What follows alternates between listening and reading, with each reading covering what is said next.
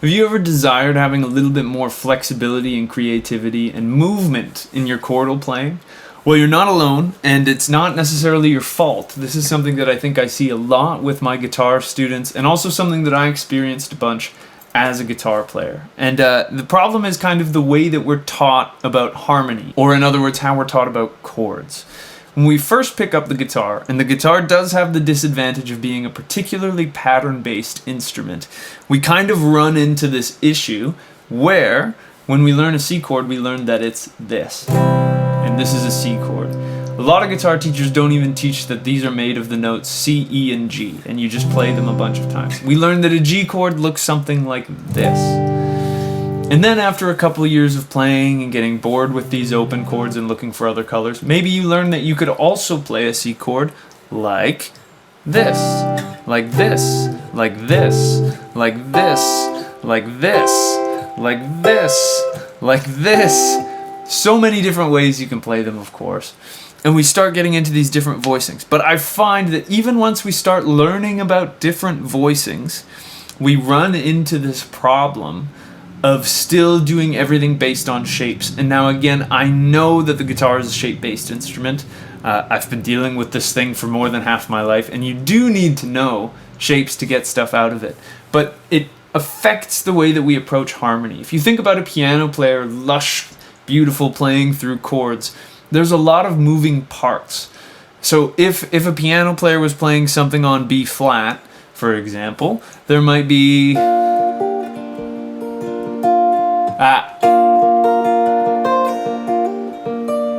there's bits moving. Whereas if you gave a guitar player the same thing and said, just play me 2 bars of B flat, you'd probably get something like this. Which there's nothing wrong with that. And again, in a lot of the guitar's history, there is a case for that. If you think about like the Ramones or something, when the whole idea was beating the hell out of one chord is super awesome. I enjoy it from time to time too. But I think we miss a lot of the beauty in harmony sometimes because of the way the guitar gets us to approach these chords. Now, the way that I would propose thinking about these chords is rather than thinking of B flat as, say, this, which this is a triad on my D, G, and B strings. And this is how I'd recommend breaking out of this habit of only having fixed chords that you play, and if it says B flat on the chord sheet or the bassist tells you to play B flat, whatever it may be, rather than just going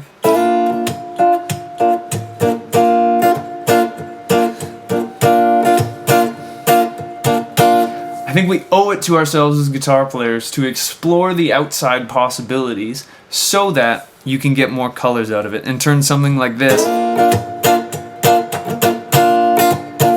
into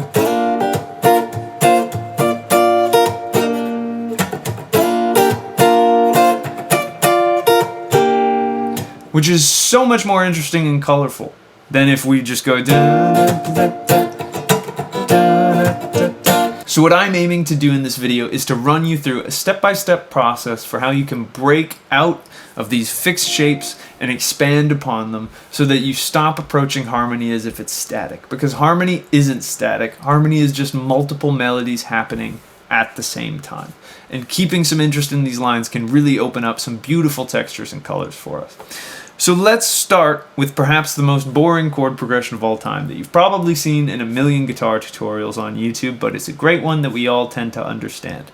Let's take the classic example of a 1-4-5 chord progression. And let's say we play 1 for 1 bar, 4 for 1 bar, 5 for 1 bar, and then 1 for 1 bar. So it's a 4-bar chunk, 1 is at the beginning and at the end. Now let's use the key of C. So I'm going to climb way up to this C major. So this is 10-9-8 on the D, G, and B strings. And a great thing to do when you are faced with one of these static voicings that you've learned and practiced maybe, is just look at what other options you have available to you. So for me, if I look at this, if I sneak my pinky in here, on the G string, I can get a sus4 kind of sound. If I go to the B string, I can go 5, 6, which is a good chord tone. I can even reach the major 7. It's a 1 chord, so major 7 is totally legal there. If I barred here, I can get the root again on top. I could also use my pinky to get the 9th or the 2nd there, D, and I can also reach my pinky up and get E again. So I have, from my disposal, if I start from just the root and the 3rd here, so I'm on the D and G strings, I can go 3rd, 4th, 5th on top, 6th on top, 7th on top, root on top, 9th on top, 3rd on top again. I have a whole octave of the C major scale at my disposal to create little melodies between. So let's say on that first bar of C major, 1, 2, 3, 4.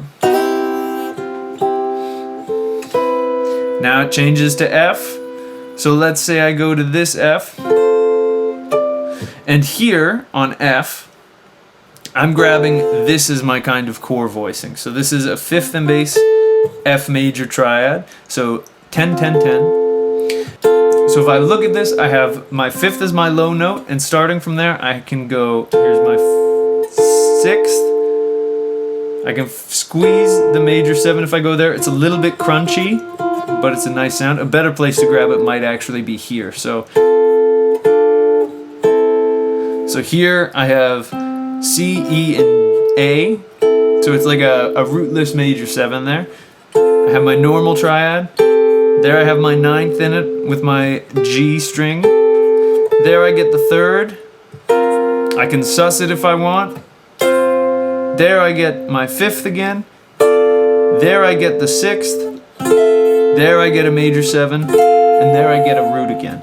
So over this, my options for kind of building notes or making things move would be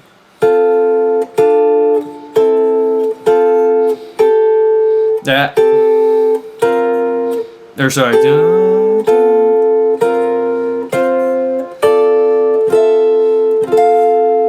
Not bad, right? And now again, the cool kind of thing to do, let's say I even just do a bar of C major and a bar of F to get started. A great way to work on this is just trying to move around and see what kind of things you like. So rather than just playing this,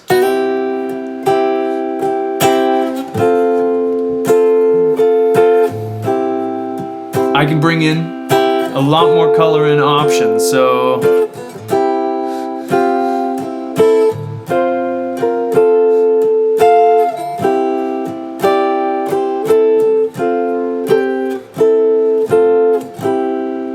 there, I'm creating motion, kind of like picture a piano player bouncing between two of his hands, or her hands, or their hands, and just see what kind of colors you can get. And just rocking out on those 2 chords.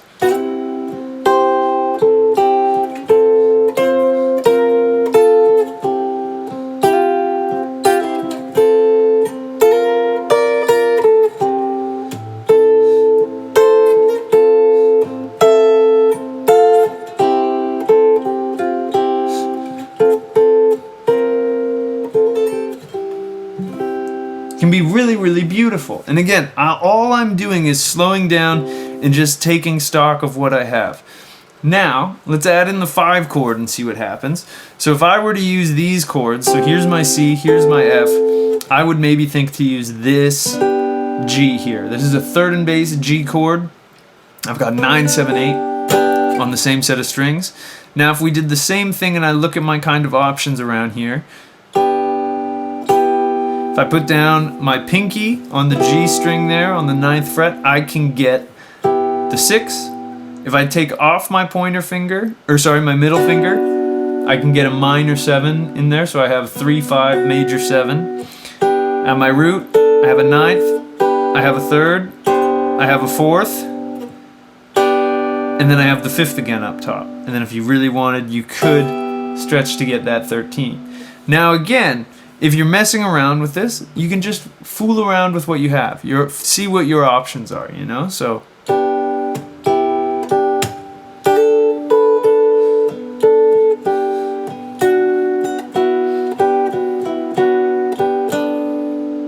So a great way to put this in practice now that you've explored things around those 3 chord shapes is to take something like this. Say this is what we started with.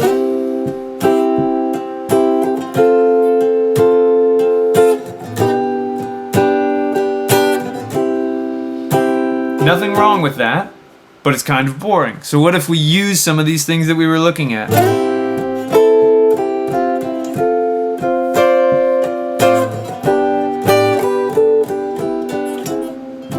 I kind of didn't stick the landing there.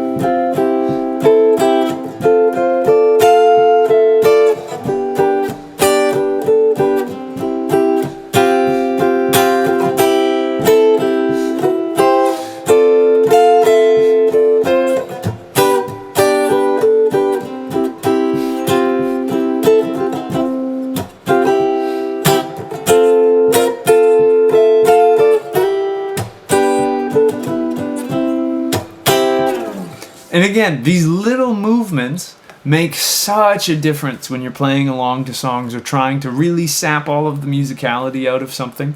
So I really hope that made sense. If you have any questions about anything that I did, please leave them in the comments below and I'll try to clear them up for you. If you enjoyed the video, I'd really appreciate it if you could like and subscribe. It really helps me out more than you could know. If you want to take a guitar lesson with me, I'm currently accepting new students and you can get in touch with me or book a lesson directly with me through my website linked down below there. If you want to support me in the free educational content that I put out here on the channel, you can subscribe to my Patreon. All of my patrons get early access to videos, as well as some cool behind-the-scenes sneak peeks. It's music that I'm writing or working on and whatever's kind of on my mind, so I'd love to see you over there. Another great way to support the channel is to purchase either my ebook or my video course that's all about mastering triads all over the guitar. And last but not least, I've got new videos coming out every single week, so I hope I'll see you in the next one. And until I do, I'll wish you a wonderful day, and I hope you have some fun playing the guitar. Thanks.